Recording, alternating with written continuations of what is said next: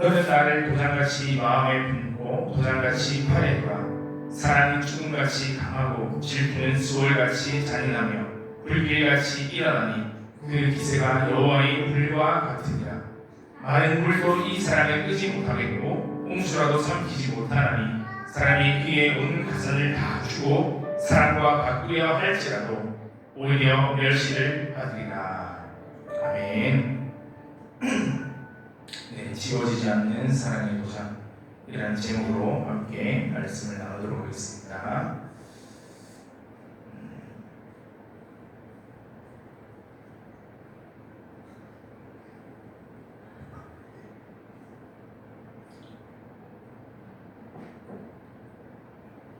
한 주간 잘 지내셨습니까? 네. 지난주에 또 재난절이 있었는데요. 잘 지내신 것 같습니다. 보니까. 네. 오늘 제목이 도장입니다. 도장에 대해서 나오리라 생각이 되죠. 네. 어린아이들은 이 도장 찍기 놀이를 참 좋아합니다. 네. 도장 찍기 놀이 좋아하는 사람 손 들어봐요. 네. 2명 중에 한 명이 손을 들었습니다. 네. 동물 모양, 별 모양, 또 하트 모양, 그리고 여러 가지 모양들을 종이에 대고 꾹 누르면 그 만들어져 있는 모양에 따라서 예쁜 그림이 나타납니다. 그런데요, 절대 한 번만 찍지 않는다는 것입니다. 공책에도 찍고, 벽에도 찍고, 그림에도 찍고, 자기 손등에도 찍습니다. 그리고 내가 찍었다 이렇게 자랑하기도 합니다. 아이들에게 도장 찍는 것은 자신의 흔적을 남기는 아주 즐거운 놀이가 되기도 합니다. 잘못 찍어도 전혀 문제가 되지 않습니다. 잘못 찍었다 싶으면 그냥 새로운 종이에 찍으면 되고, 손등에 묻었다 지우고 싶으면 지우면 됩니다. 그런데요, 어른이 되어서 찍는 도장 가운데는 전혀 다른 무게를 지닌 도장들이 있습니다. 집매매가 그렇고요, 전세 계약이 그렇습니다. 계약서에 도장을 찍습니다. 계약의 내용들을 확인하고 이름을 쓴 뒤에 도장을 찍는 순간 그 종이는 그냥 단순한 종이가 아니게 됩니다. 그 도장은 누가 이 계약의 당사자인지, 또 무엇을 이 계약을 통해서 약속했는지, 또 누가 어떤 권리와 책임을 져야 하는지를 확증하게 되는 것입니다. 그래서 계약서 도장을 찍은 다음에 나 장난으로 찍었습니다. 그냥 지워주십시오. 그렇게 말할 수 없다는 것입니다. 왜냐하면 그 도장에는 소유와 약속, 권리와 책임이 담겨져 있기 때문입니다. 본문에도 도장이 등장했습니다. 신부가 신랑에게 이렇게 말합니다. 너는 나를 도장같이 마음에 품고 도장같이 팔에 두라. 이 말이 무슨 말이겠습니까? 가끔 나를 생각해 주십시오, 이런 뜻이겠습니까? 이런 가벼운 부탁이 아닙니다. 나를 당신의 사랑으로 받아주십시오. 나를 잊지 말아주십시오. 형편이 달라진다 할지라도 우리의 사랑과 약속을 지켜주십시오. 마음으로만 사랑하지 말고 삶으로 책임져 주십시오라는 사랑의 언약을 요청하는 고백입니다. 아가서는 먼저 하나님께서 창조하신 남자와 여자의 사랑을 너무나 아름답게 표현합니다. 노래합니다. 그런데 성경이 말하는 사랑은 순간적인 어떤 감정만을 말하는 것은 아닙니다. 상대방을 귀하게 여기고 서로에게 신실하게 대하며 관계를 책임지는 사랑입니다. 누군가 제게 예전에 이렇게 물은 적이 있습니다. 결혼이 뭐라고 생각합니까? 사랑이 뭐라고 생각합니까? 라고 물었습니다. 제가 이렇게 이야기했습니다. 사랑은 헌신이다. 결혼은 헌신이다. 책임을 져야 한다는 것입니다. 성경 전체가 보여주고 있는 가장 완전한 사랑은 자기 신부인 교회를 위해서 생명을 내어주신 예수 그리스도 안에서 나타나는 줄 믿습니다. 인간의 사랑 너무나 아름답지만, 사랑한다고 말하지만, 헌신하겠다고 말하지만 때로는 손해가 커지면 그렇습니다. 지금 이 땅에서 일어나고 있는 이혼율만 봐도 그렇습니다. 약속을 했지만 형편이 달라지면 마음이 변합니다. 좋은 뜻이 있어도 끝까지 지킬 힘이 부족할 때가 많이 있다는 것입니다. 그러나 예수님의 사랑은 다릅니다. 주님은 우리를 잠시 좋아하신 것도 아니고 우리를 그냥 불쌍히 바라보기만 하신 것도 아닙니다. 오늘날 우리는 자신을 끊임없이 증명하라는 요구를 받으며 살아가죠. 학생은 성적으로, 직장은 실적으로, 사회에서는 직업과 소득, 재산과 외모, 능력과 영향력으로 증명하라고 요구합니다. 인터넷에서는 조회수, 구독자 수, 사람들의 반응이 한 사람의 가치를 또 그 사람이 얼마나 사랑받는지를 보여주는 지표가 되기도 합니다. 좋은 결과를 얻으면 잠깐 또 자신감이 생기지만 이 뜻대로 되지 않으면 존재 가치가 흔들리기도 합니다. 본문의 사랑은 세상의 변하는 기준과 반대되는 변하지 않는 사랑이 있다는 것을 말하고 있습니다. 오늘 함께 본문을 통해서 그리스도께서 우리에게 어떤 사랑을 보여주셨는지를 함께 살펴보길 원합니다. 첫 번째는 그리스도의 사랑은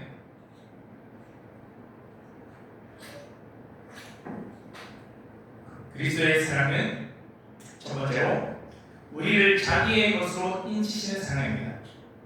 6절은 이렇게 시작합니다. 너는 나를 도장같이 마음에 품고 도장같이 팔에 두라. 저희 집 둘째가 3살인데요. 요즘 내 거 같이 병에 걸렸습니다. 무슨 말이냐면 다 자기 거라고 합니다. 다 같이 하자고 합니다. 그래서 내 거 이것도 같이 하고 저것도 같이 하자. 네, 이렇게 말합니다. 예수님도 우리를 그렇게 대한다는 것입니다. 너는 내 거다. 다시 본문으로 돌아왔어요. 본문에 등장하는 도장은 어떤 도장입니까? 주인이나 왕이 자신의 소유와 권위를 나타내기 위해서 사용했던 인장을 말합니다. 쉽게 말씀드리면 너는 내 거, 지금 이 계약은 내 계약이라는 것이죠.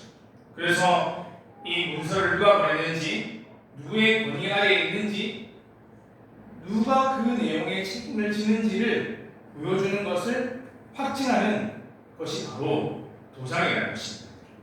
신부는 자신을 신랑의 마음과 팔의 도장처럼 부어달라고 이야기하는데요.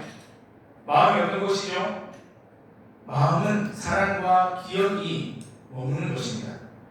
그러니까 마음에 품는다는 것은 무엇입니까? 나를 잊지 않아. 네 마음속에서 나를 지우지 마라. 는 것이죠. 귀하게 여겨달라는 것이죠. 팔은 힘과 행동을 나타냅니다. 팔에 든다는 것은 그 사랑을 행동으로 책임져 달라는 뜻입니다. 참된 사랑은요, 마음과 행동을 분리시키는 일이 없습니다. 말로만 사랑한다고 하지 않습니다. 상대방을 기억하겠다고 말하고, 기억하고, 선택하겠다고 말하고, 선택하고, 책임지겠다고 말하며 책임을 지는 어려운 상황 속에서도 신실하게 관계를 지켜나간다는 것입니다. 그러나 우리의 사랑은 마음과 행동이 일치하지 않을 때가 많습니다. 사랑한다고 말하지만 자신에게 손해가 커진다면 물러섭니다. 약속했지만 형편이 어려워지면 변명하고 핑계를 대기도 합니다. 다 좋습니다. 마음으로 원할 때가 많이 있지만 정작 몸을 따라주지 않을 때가 있다는 것입니다. 그렇게 우리가 연약한 존재라는 것입니다. 그러나 예수님의 사랑은 말에 머물지 않았습니다. 친히 사람이 되셔서 우리 가운데 오셨습니다. 배고픔과 피곤함을 경험하셨고 사람들의 오해와 배신을 당하셨으며 마침내 우리들의 죄를 위해서 십자가에 달려 돌아가셨습니다. 우리가 찾아가기 전에 먼저 찾아오셨습니다. 우리가 붙들기 전에 먼저 붙들어 주셨습니다. 우리가 사랑받을 만한 어떤 조건이 있어서 구원하신 것이 아니라 죄인 되었을 때에 우리를 위해 죽으셨던 것입니다. 우리의 구원이 우리의 결심 또 또 우리의 꾸준한 우리의 노력, 우리의 공로에 있다면 그 누구도 안심할 수 없을 것입니다. 왜냐하면 저의 모습을 돌아봐도 그렇습니다. 어제 나는 내일 이렇게 하겠다라고 결심하지만 오늘 까먹습니다. 마치 아무런 결심을 하지 않았던 것처럼 살아갈 때도 있습니다. 은혜를 받았다고 고백은 하지만 작은 일에 불평합니다. 수련회를 다녀오면서 얼마나 많이 경험하셨습니까? 하나님을 믿는다고 말하지만 형편이 어려우시면 그분의 선하심, 그분의 사랑하심, 그분의 전능하심, 그분의 의로우심 이런 것들을 의심하게 된다는 것입니다. 그래서 우리의 믿음은 흔들리고 우리의 사랑이 얼마나 자주 식는지를 보게 됩니다. 그러나 우리의 구원의 근거는 우리의 꾸준함이 아니라 그리스도의 신실함에 있는 줄 믿습니다. 부활하신 예수님께서는 제자들에게 자신의 손과 옆구리를 보여주셨습니다. 주님의 몸에 남아있는 상처는 패배의 흔적이 아니라 죄의 값이 완전히 치러졌다, 죽음의 권세가 깨뜨려졌다는 승리의 증거였습니다. 주님의 손에 남은 못자국은 마치 지워지지 않는 사랑의 도장처럼 우리에게 말하고 있는 것입니다. 내가 너를 잊지 않겠다. 너의 죄를 위해서 내가 죄값을 치렀다. 너는 피로 산 나의 백성이다. 그러므로 예수 그리스도를 믿는 사람들의 과거의 실패가 그 사람의 어떠한지를, 그 사람의 존재를 규정하지 않습니다. 사람들의 평가, 사람들의 비난, 그것이 우리 존재에 대한 최종 판결이 될 수 없다는 것입니다. 우리는 그리스도의 피로 사신 하나님의 백성인 줄 믿습니다. 물론 주님께 속했다는 사실이 우리가 죄를 가볍게 여겨도 된다는 말이 아닙니다.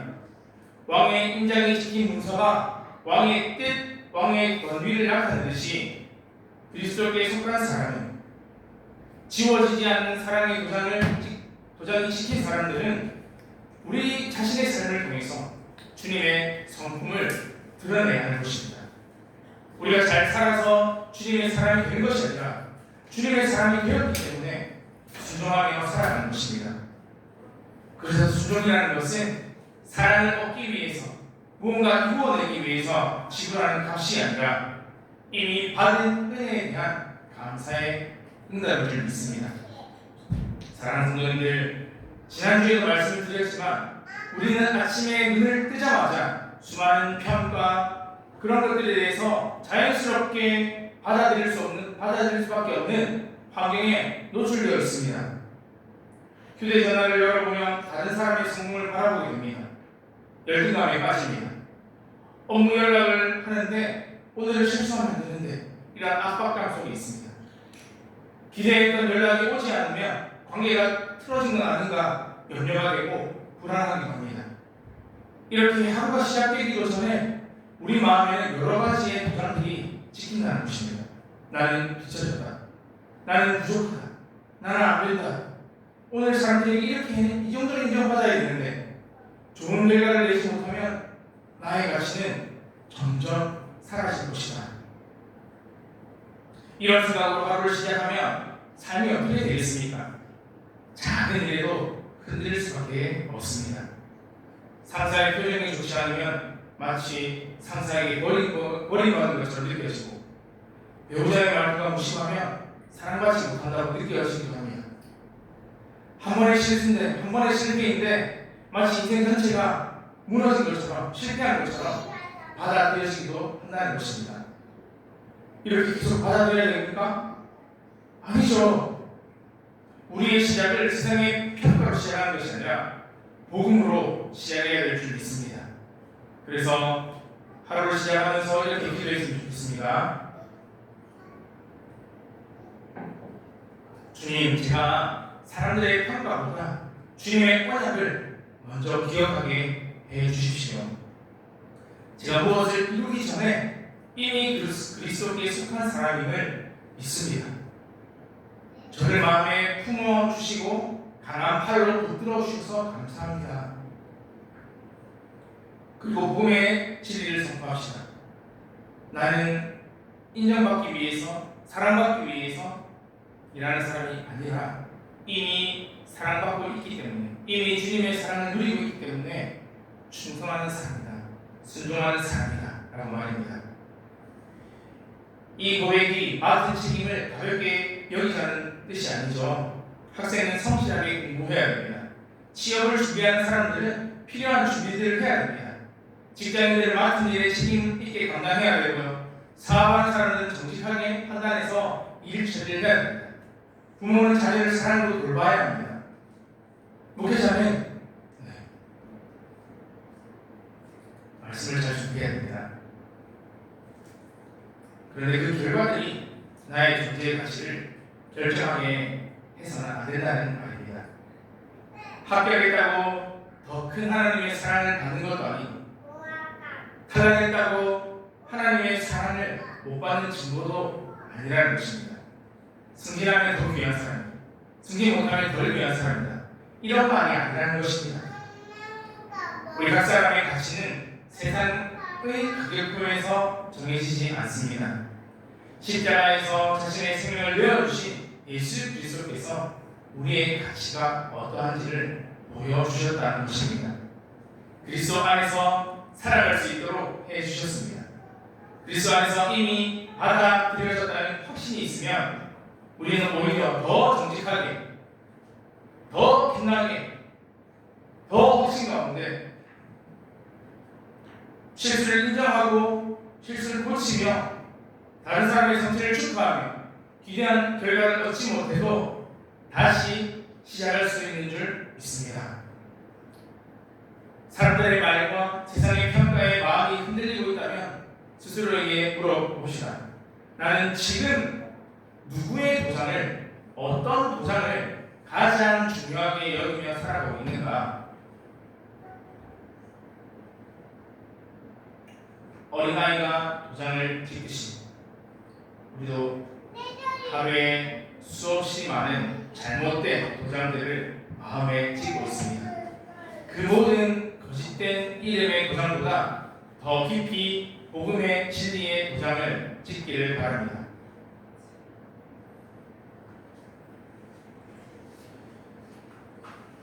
그리스도의 사랑은 두 번째로요, 죽음보다 강한 사랑입니다.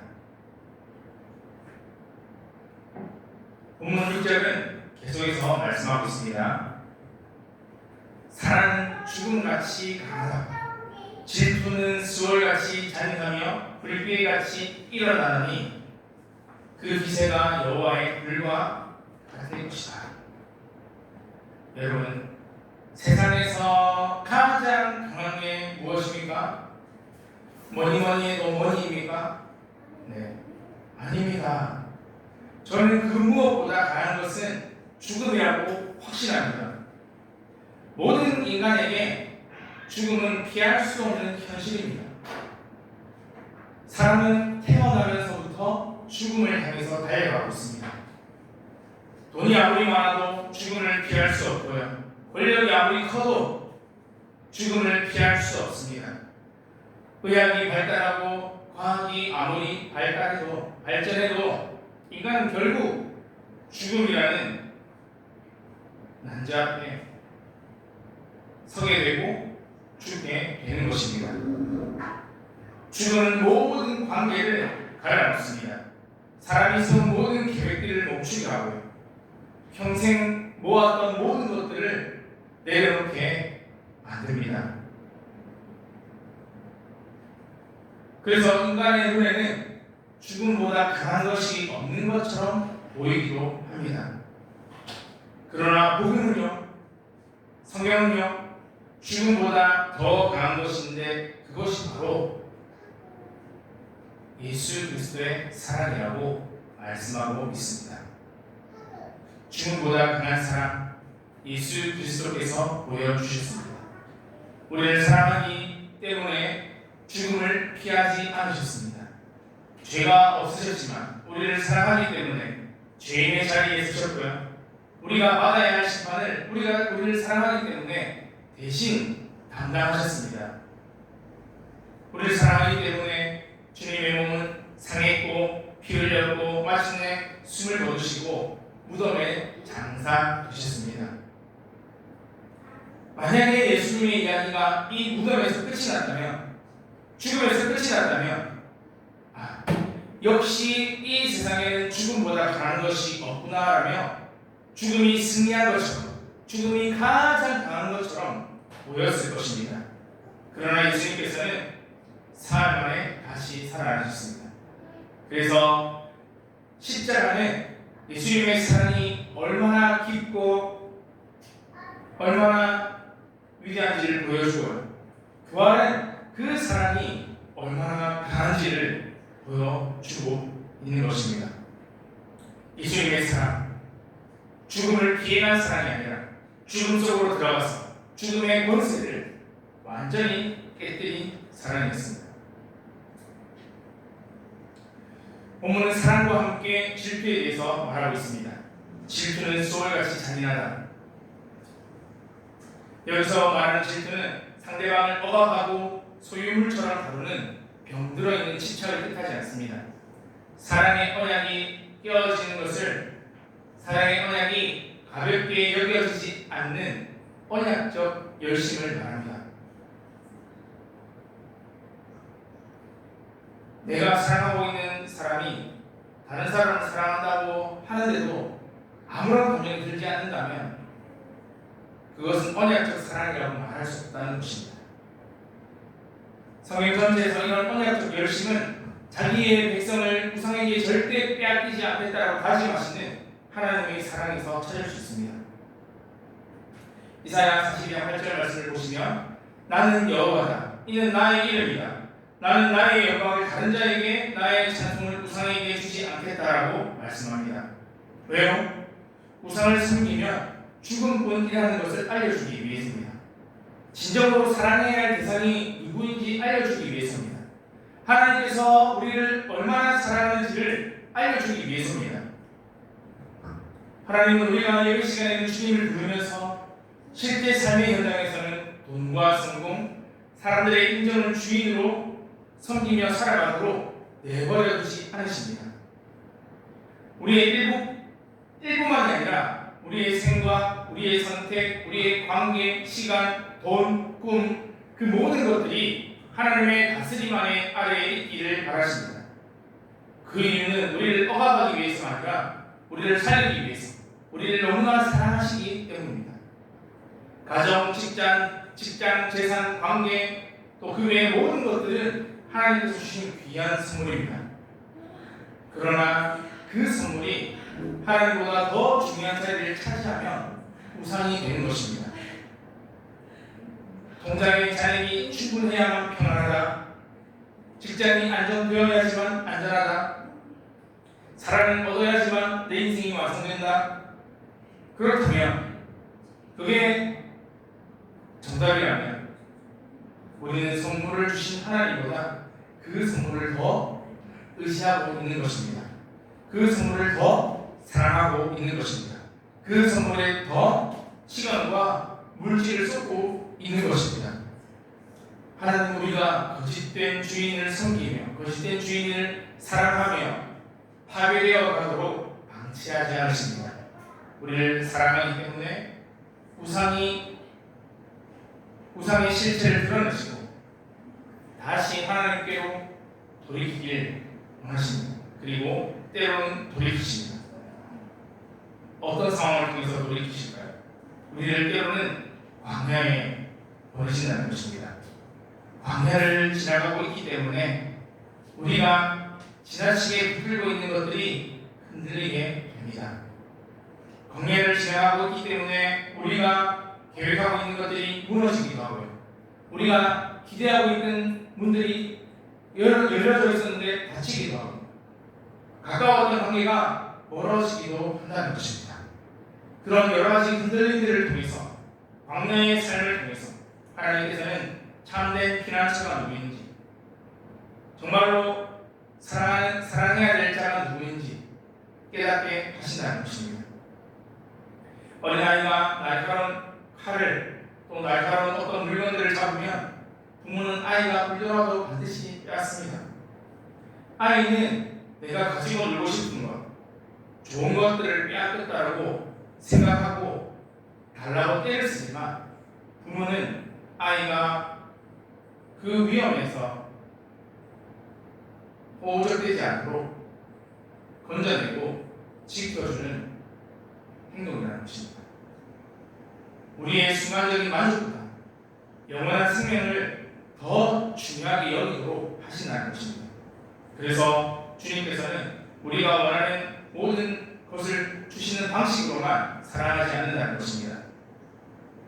잘못 붙은 것이 있다면 놓게 하시고, 가야 되지 말아야 될 길이 있다면 때로는 웅덩이에 빠지기도 하시고 빠뜨리기도 하시고 그렇게 하신다는 것입니다. 사랑하는 성도님들, 우리가 인생에서 붙들고 놓지 못하고 있는 것들이 있다면 그 모든 것들보다 강한, 나아가서는 죽음보다 강한 주님의 사랑을 경험하기를 원한다고 주님께 아뢰며 살아갑시다. 세상에서 가장 강한 죽음을 이기신 예수님이 제 인생의 주인이십니다. 제가 사랑해야 할 대상인 줄 믿습니다라고 날마다 기도합시다. 기도한 뒤에도 여전히 불안하고 염려스럽고 두려움이 올라올 수 있습니다.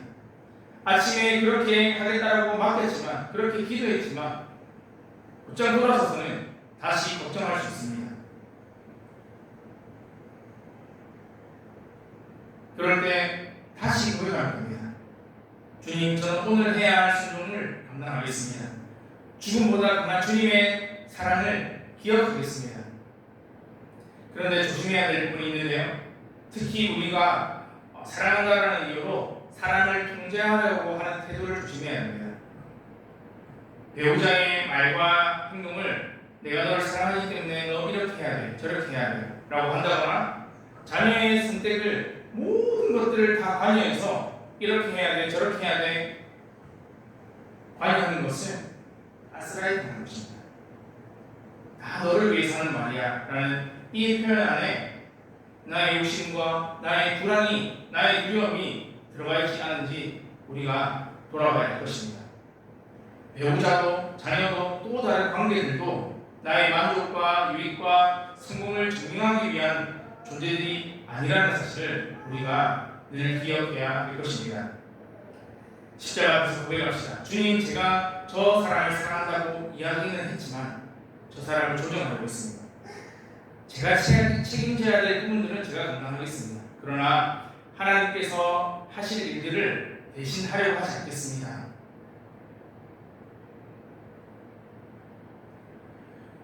내가 모든 것을 붙들고 있어야 세상이 돌아가는 것도 아니고요, 상대방이 살아나는 것도 아닙니다.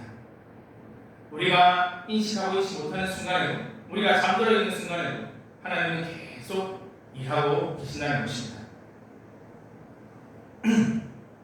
예수님께서 우리를 위해서 죽으시고 부활하셨다면 우리가 두려워해야 하는 미래도 그분의 손밖에 있지 않다는 것을 우리가 기억해야 합니다. 오늘 해야 될 그 사랑함에 충성스럽게 감당하고, 그 사랑함을 충성스럽게 감당하고, 결과는 죽음을 이기고 승리하신 주님께 맡기는 저와 여러분 되기를 바랍니다. 마지막으로 그리스도의 사랑은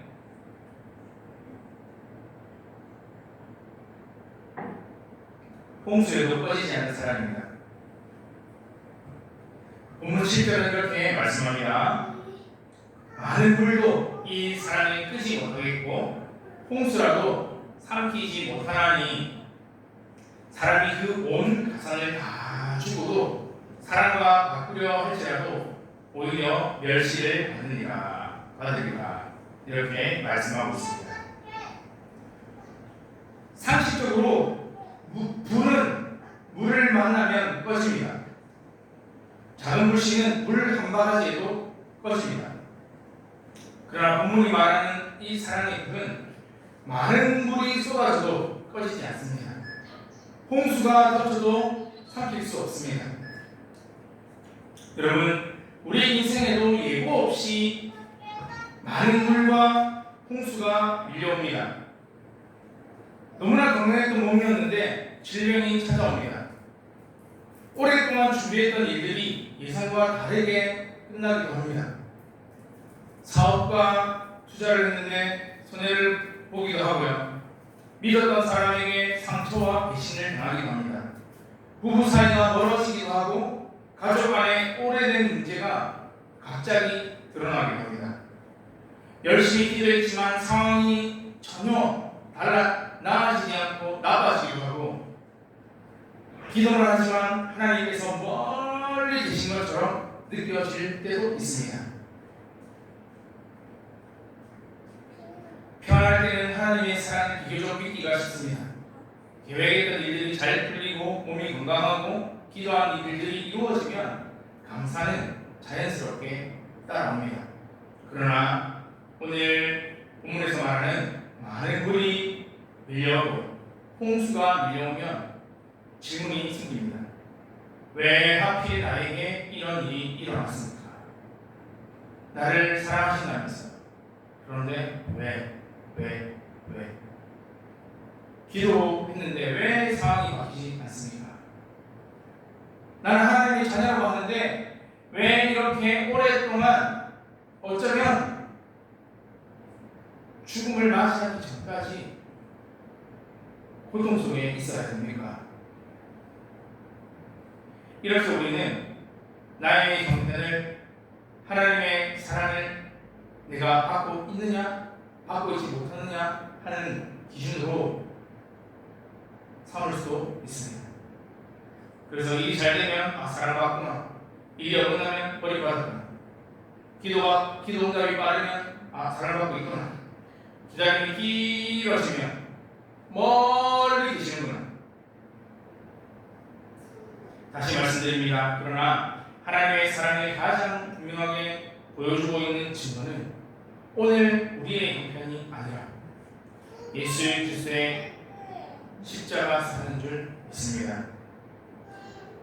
사랑하는 성도님들, 십자가는 성도에게 고난이 없을 거라는 약속이 아닙니다. 예수님께서 십자가를 통해서 고난받지 않으셨습니까? 고난이 없다는 약속이 아니라 어떠한 고난도 우리를 그리스도의 사랑에서 끊을 수 없다는 보증이라는 것입니다. 지울 수 없는 사랑의 보장이라는 것입니다. 많은 물이, 수많은 홍수가 지워낼 수 없는 그 사랑의 보장이라는 것입니다.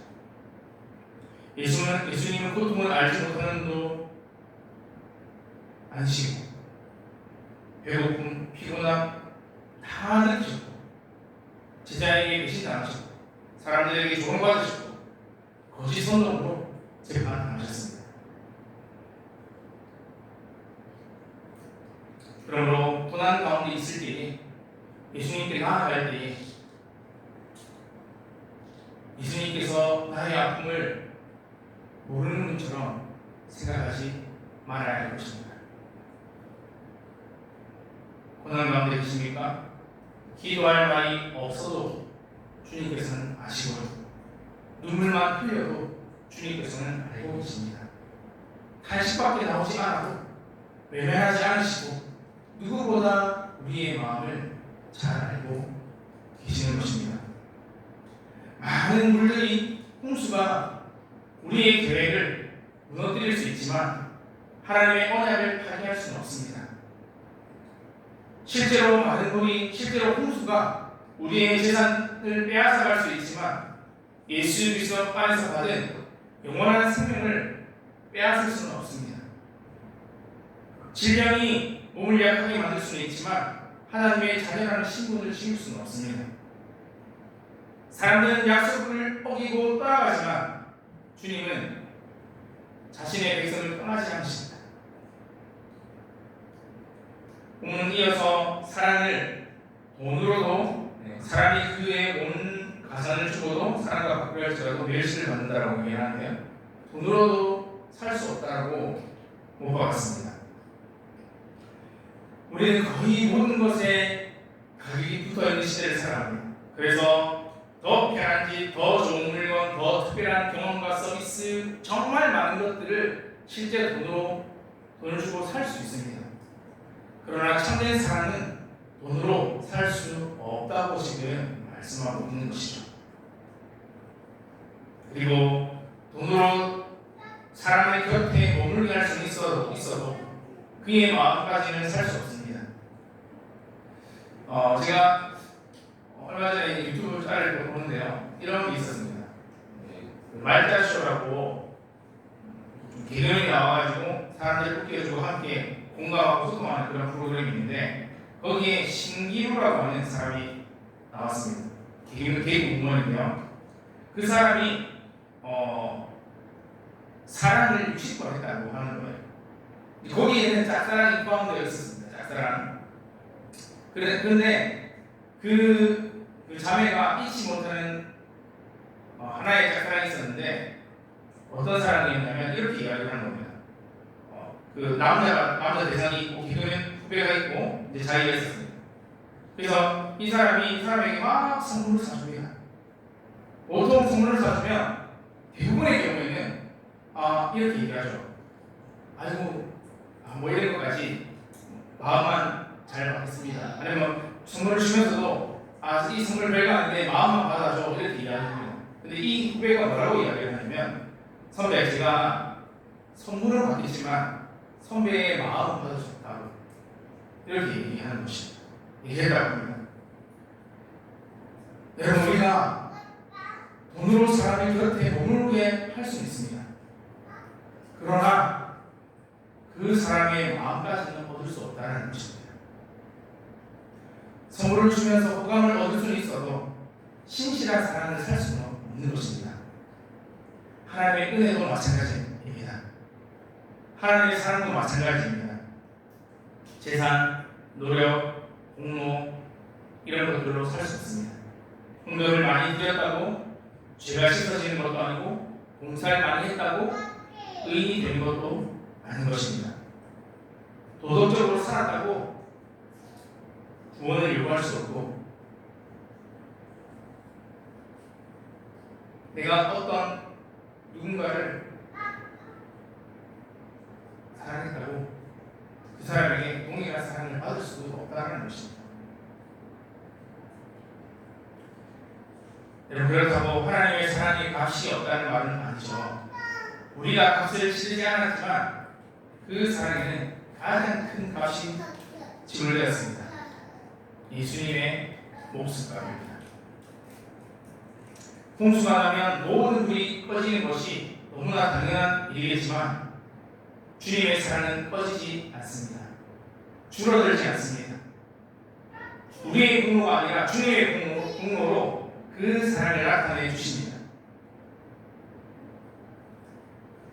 그래서 십자가 앞에서는 아무도 자랑할 수 없는 것입니다. 부자도 빈손으로 나아가고 많이 배운 사람도 적게 배운 사람도 은혜를 구해야 합니다. 오랫동안 교회를 다닌 사람도 하나님의 그리스도의 의가 아니면 하나님 앞에 설 수 없습니다. 세상 살면서 아무리 거센 홍수가 밀려온다 할지라도 그리스도의 사랑은 지워지지 않는 사랑임을 기억하는 저와 여러분 되기를 바랍니다. 말씀을 맺겠습니다. 오늘 본문을 통해서 어린아이의 도장과 또 계약서에 찍히는 도장을 비교하면서 한번 그리스도의 사랑에 대해서 생각해 보았습니다. 어떤 사람은 실패라는 도장이 찍혀 있고 어떤 사람은 버림받음이라는 도장이 찍혀 있습니다. 어떤 사람은 오래전에 들었던 비난의 말을 마음에 새기고 살아갑니다.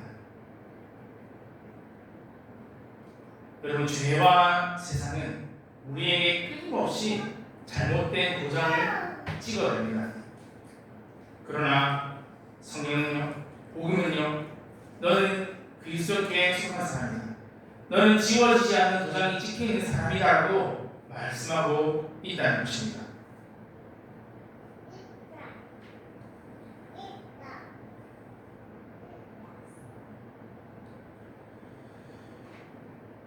우리가 삶을 살아갈 때에 여러 가지 일들이 생깁니다.